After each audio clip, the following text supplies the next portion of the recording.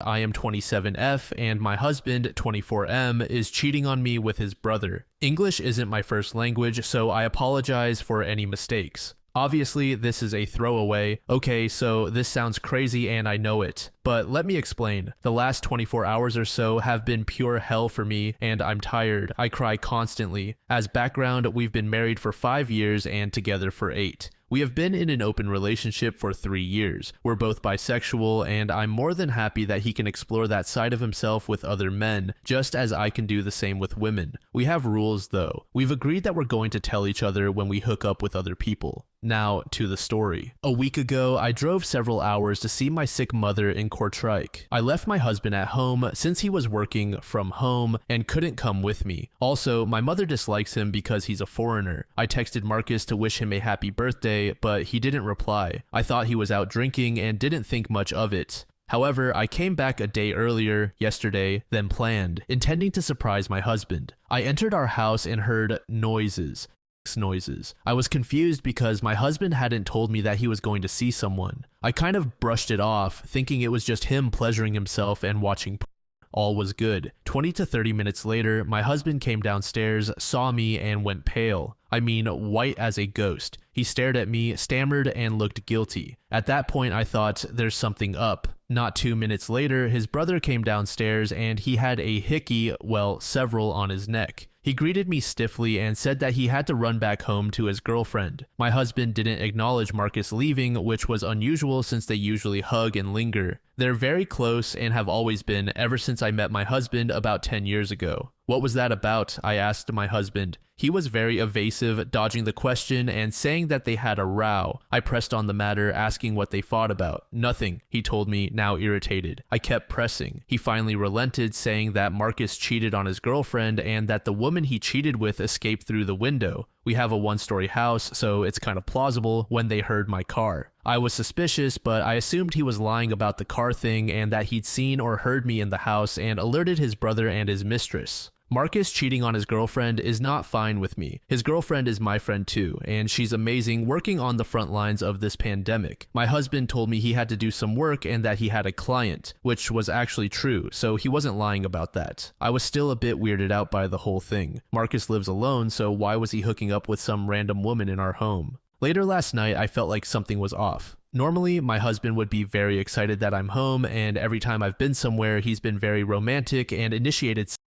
Now, nothing. He's very quiet, reserved, and nervous. When my husband took a shower, I went after him to wash my face and noticed that he too had hickeys on his chest that he tried to cover up when he saw me. I felt sick to my stomach and decided to go through his phone. Yeah, I know, I shouldn't have done that. I was 100% sure he had a guy over too. I was still reading the conversations between him and his brother when my husband came out of the shower. The conversations were explicit. The reality hit me like a ton of bricks. I asked my husband what was going on and why he was flirting with Marcus. He told me it was a joke, just joking between brothers, and it sometimes goes too far. I didn't buy it. I went to sleep because I was exhausted from the trip. I was woken in the middle of the night by my husband crying his eyes out in our living room. So I went to ask what was wrong and he told me everything. How he has an on-off relationship with his brother. They started having sex over 10 years ago. First it was mutual masturbation, and then it just escalated into sex. He says it was because of their religious upbringing and that he knew nothing about sex or sexuality until we started dating. My husband and Marcus are not in contact with their parents. They had a falling out about 6 years ago, and I was told it was because Marcus was dating a person of color back then. Well, now I'm thinking they got caught and that's why their parents disowned them. Now I haven't slept since that night and I don't know what to do. I can't look at my husband and I don't know if I should tell Marcus's girlfriend about all this or what. I want to leave my husband, but at the same time I don't. Should I contact their parents and ask what really happened 6 years ago? Is this something a therapist could handle? Is our relationship salvageable? Cheating is not something I'd break up over, but I can't shake the slimy feeling I have. My husband had sex with his brother, and yes, they have the same parents, so they're not stepbrothers or anything. Of course, I've been thinking about the relationship my husband and Marcus had when they were younger. Like I said, they have always been very, very close. But I should have seen the red flags. I should have known. Something weird happened just before we started dating, and now I'm thinking it wasn't as innocent as it seemed back then. I'm lost. I'm confused. I don't know what to do. I can't talk about this to my friends or my parents. I'm starting to think about killing myself so I wouldn't feel this way. I'm making one small update now, and I'll return sometime tomorrow. A few things have happened now. I asked Marcus's girlfriend to come and see me later today. It's nearly 1 a.m. here currently. She agreed and said, "I think I know what's going on." My husband said he's not coming home. He tells me he's at a friend's house, but I know he's not there because I contacted said friend.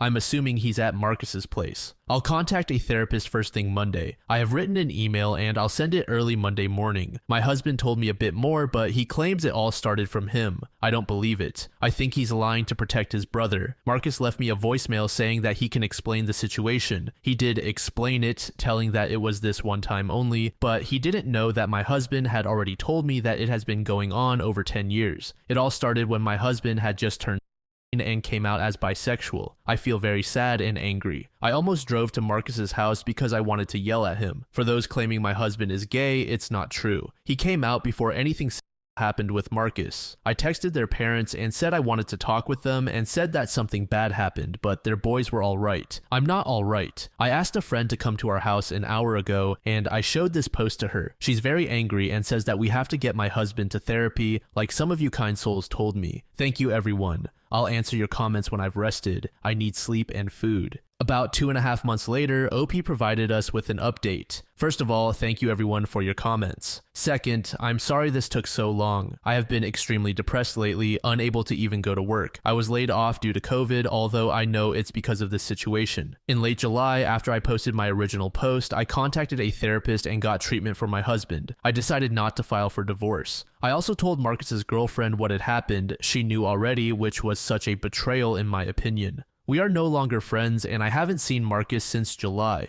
Unfortunately, in the middle of August, my husband committed.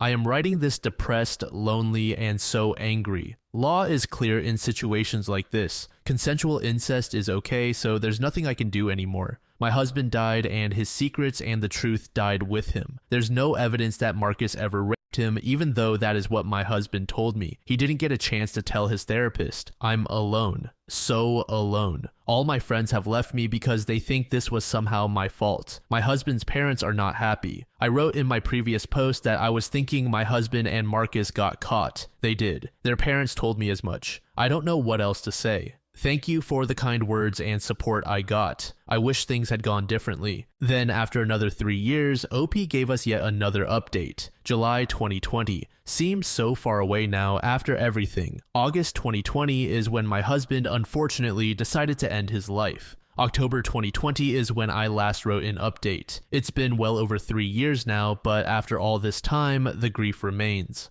I miss my husband dearly and I am devastated that he isn't here anymore. I have now moved far away from everyone. I'm living in a different country now. I am happy, I guess. Things could be worse. I'd like to thank everyone who contributed to my initial post. I'm now in a better place for sure, but I still miss my husband every day. His smile, his laughter, his kindness. A lot has happened after my last post. Mainly, Marcus is now dead too. He was drunk, went for a drive, and drove himself into a tree. I was, and I am sort of happy about that, even though I guess I shouldn't. I have my suspicions that he aimed for a tree on purpose. Can't say for sure, but that's what I think. Anyway, I will never return to this account. Therapy has helped me, but not enough. I am scarred by what happened, and I'd like to spend the rest of my life away from this horrid thing. When I die, I'll be able to see my husband again. I hope he's waiting for me on the other side. Once again, thank you everyone. It's time for me to finally move forward. A user named Nichols on Girls said the following. I dated a guy for 4 years when I was 18 and just thought he was bi because he had experiences with men, and that was fine by me. But one night he dropped the bombshell on me that his uncle, who had tattooed me and I'd known for a few years at that point, used to f him years ago. My BF was around 23 or 24 when he was telling me this and didn't think he'd been because he'd liked the way it felt and how well he was taught to perform oral and He had other major issues and I broke up with him for other reasons, but to this day I think about it. Sometimes I think about reporting it, but it's been over 20 years and would just be hearsay without any evidence. Sometimes I think about warning the family because he told me details I would never have known otherwise and they'd likely believe me, but it would bring a lot of drama. This whole story is just so messed up. There are things that I want to say, but due to the nature of the story, YouTube doesn't really like it if we're too explicit. But anyway, just tragic for both OP and her husband. This is definitely up there with some of the worst Reddit posts I've ever come across.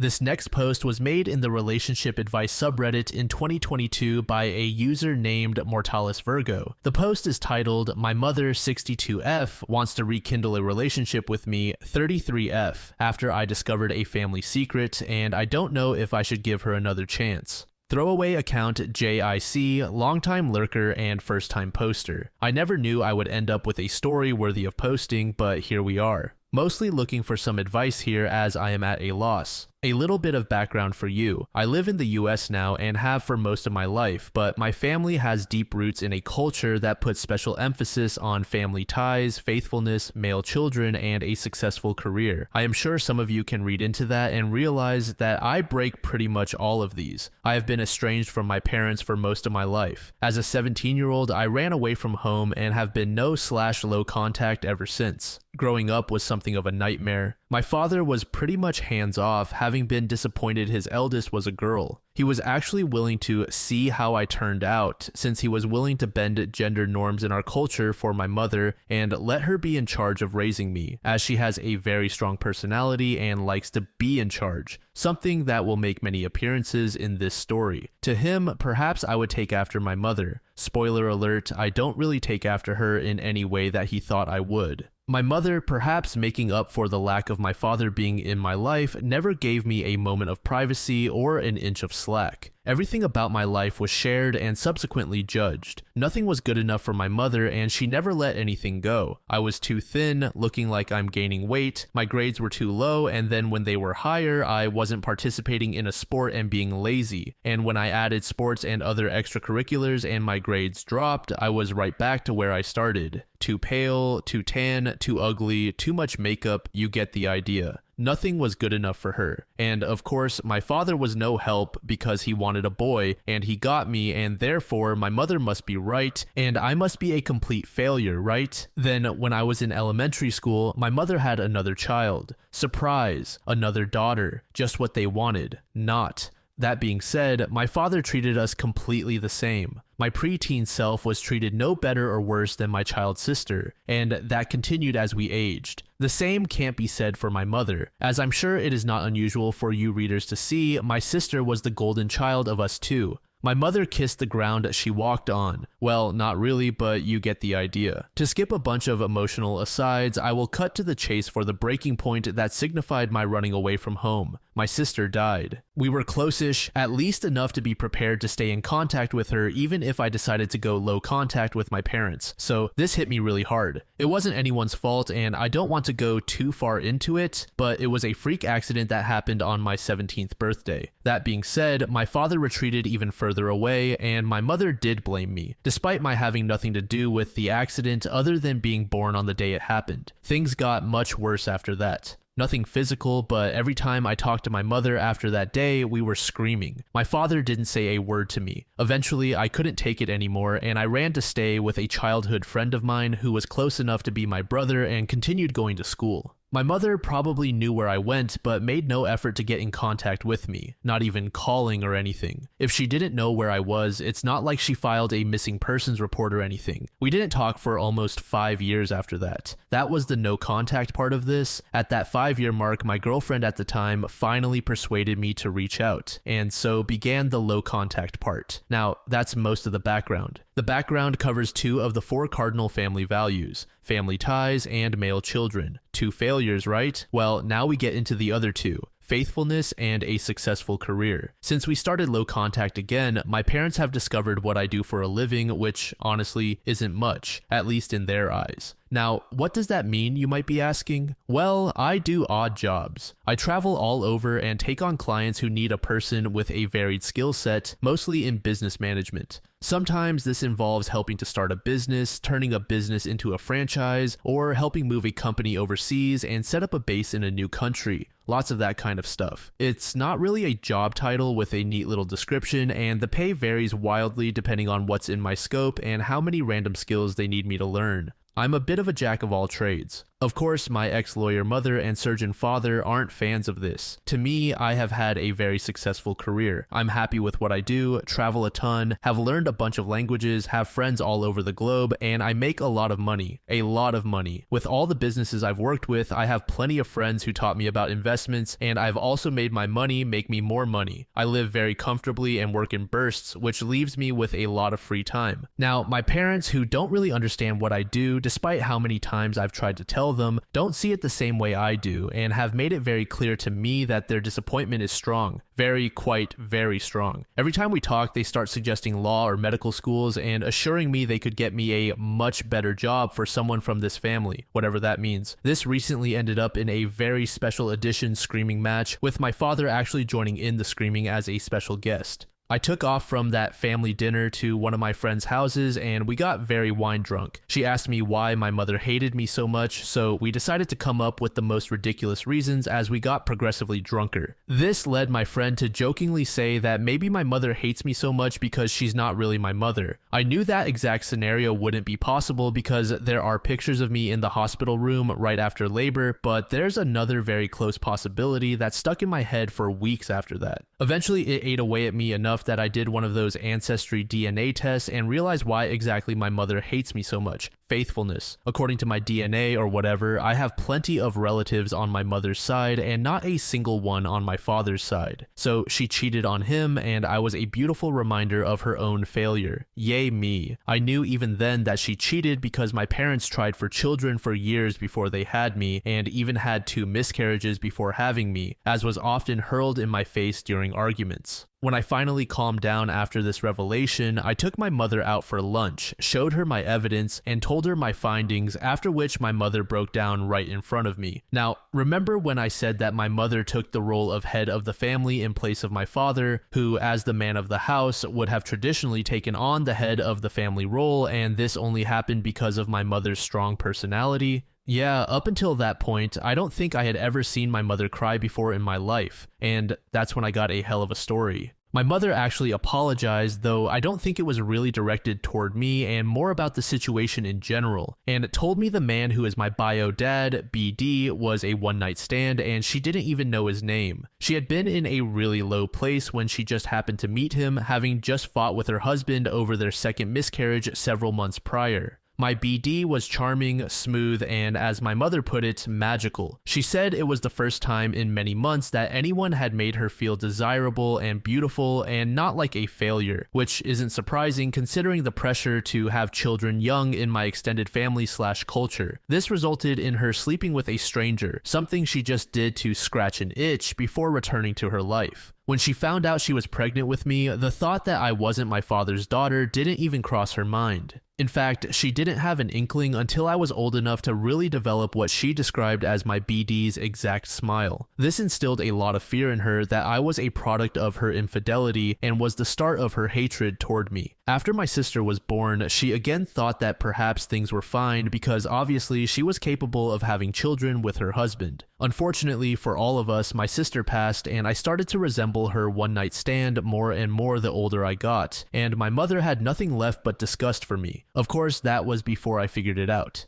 It's been about a week since then, and I have decided I need help from people who are less biased than my personal friends because, at the end of my mother's story, she was crying and apologizing and even admitted that the person she really hated all these years was herself. She begged me not to tell my father and asked if I could ever forgive her and come back into the family, and I told her I had no idea what to say to that because I'd been dealing with this for so long for it to just come to a point like this. I don't know what I left out and have just sort of been rambling, so feel free to ask clarifying questions and whatnot, but I guess I just need to see what people think I should do. Should I keep it from my father? Should I try to get along with them now that my mother seems to have let go of some of her resentment now that the secret is out? I know my mother and have seen so many of her sides that I can really tell when she's being sincere or lying to me, and she did seem entirely sincere about trying to make amends for all she's done to me so far. So what should I do? TLDR, my mother was verbally abusive during my childhood, and it's been 16 years since I ran away from home. I have been low contact for 11 years. I recently discovered the root of her hatred toward me as a child was that she had a one-night stand and cheated on my dad, resulting in her pregnancy with me. Now that she's come clean, she wants another chance to have a relationship with me, as I am her only living daughter. Do I give her another chance? OP's mom is honestly despicable. The fact that she felt quote-unquote disgusted whenever she looked at OP when OP never even asked to be introduced into the world is so irritating. It's actually insane that this woman carried through with having a child via an affair and nobody figured it out. Personally, I wouldn't forgive someone like OP's mom, but then again, I'm not the person in this situation in the first place. Again, if you've been listening to the channel for a while now, you'll know I'm petty. So if I was OP, I would go through with telling the dad about the affair. To be quite frank, for all of the emotional and mental trauma that OP's mom has caused, she deserves this. A user named AnonMalon12 said, "Girl, this is a hard one. I go back and forth with this myself because it is hard when it's your family, but you're also allowed to have boundaries in your life about people regardless of who they are, and if they cross those boundaries, then you're allowed to do what you need to as a way to find peace from it. I think it's kind of ironic that men are so important in your culture since your father doesn't even act like one by letting your mom rule the roost. Also, if you had not discovered her infidelity, would she even be apologizing to you and trying to make things right? That's what gets me. Is her apology genuine or just her way of trying to keep you from telling your dad the truth?" Another user named Redditor with a bunch of numbers said the following: "This might be because I grew up with an emotionally and verbally abusive stepdad, but I think you should tell your dad. From how you are saying it, it doesn't really sound like your mother cared to make amends with you. She just doesn't want your dad to find out. And at this point in your life, if she doesn't want to talk to you after that, it wouldn't be the first time. I personally don't see a reason for you to go back to the family. Tell your dad and leave it at that. If they want to talk to you again, they will reach out." User Bry117 said, "The choice is fully yours, but here's the brass tacks. She made your life hell for her mistake and got away with it. She abused you, manipulated you, dragged you through life by your ankle, and told you to stop complaining about the dirt in your mouth because she fucked up. Now, you can give her a chance at redemption. Keep in mind that you are very aware she will probably fail. It probably hurt again and you may just end up with no contact again. Me, I'm petty. What you have is lightning in a jar and her name is written on it. I would go all out, scorched earth. I would absolutely detonate that nuke right in her face. Take all that evidence to your dad, her family, everyone. Make her stand there and watch as you pull her life apart, as you destroy everything she has ever known. Make her beg and plead, give her a little hope, and then squash it in her eyes so you can see the light go out as she realizes her mistake has finally caught up with her, and all the years she spent torturing you for something you had no control over at all only fueled the fire that now is consuming her. Make her realize that, slowly break her down on a level so far she begins to realize this is all her own fault. After all, she deserves nothing less. Or you could be a bigger person and forgive her. She doesn't deserve it. She won't be grateful for very long, and she certainly has no remorse for what she did to you.